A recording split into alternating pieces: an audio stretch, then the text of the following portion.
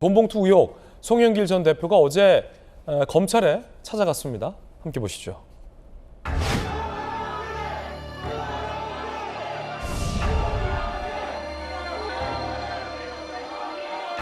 모든 업무를 중단하고 들어왔는데 한 달 반 동안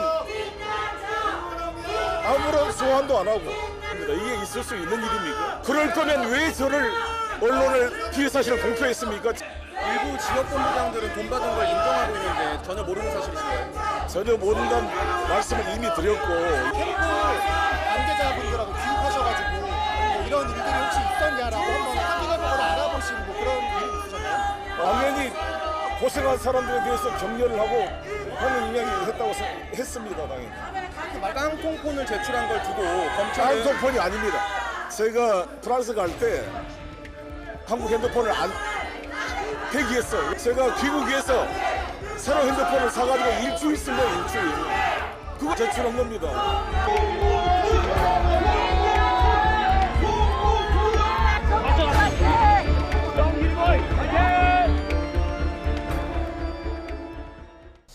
송영길 전 대표의 일방 출석이었습니다. 2차 일방 출두인데 3차 일방 출두도 할지 궁금하고 몇 차까지 할지도 사실은 궁금해집니다.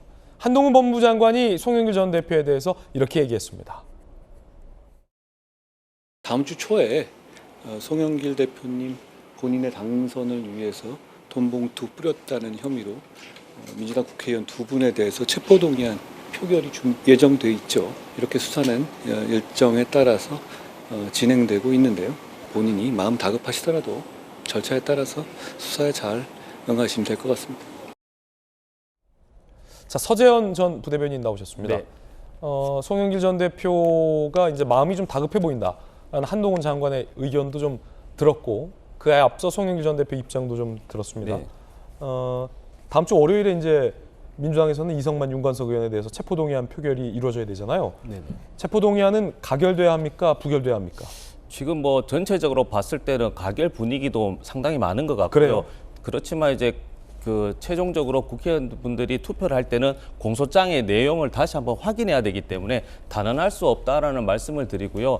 저는 이번에는 사실은 그 한동훈 법무부 장관 말씀이 맞습니다. 절차에 따라서 하기 때문에 계속 국민의힘도 주장하고 대다수 국민들도 동의하시지만 그 몸통이잖아요. 몸통은 제일 마지막에 수사하는 게 맞습니다. 예. 그런데 왜 저렇게 송영길 대표가 그걸 알면서도 굳이 저렇게 어떻게 보면 모멸감과 조롱을 가면서도 저렇게 2차 출석을 하느냐. 그것은 검찰이 이때 동안 수사했던 행태를 보면 이게 다르다는 것이죠. 사실은 몸통이라고 하면 대장동 사건도 마찬가지로 이재명 당대표가 몸통이라고 한다면 50억 클럽이라든지 정진상, 김용 그리고 뭐 남욱, 유동규 모든 게 수사가 좀 되고 나서 최종적으로 소환도 하고 어떻게 보면 또 이제 피의 사실 공표도 좀 해야 되는 것인데 이재명 당대표 수사할 때는 긴급하게 굉장히 수사보다는 어떤 절차 생략하고 일단은 의심이 가기 때문에 소환해서 조사해야 된다 하잖아요. 근데 송영길 당대표도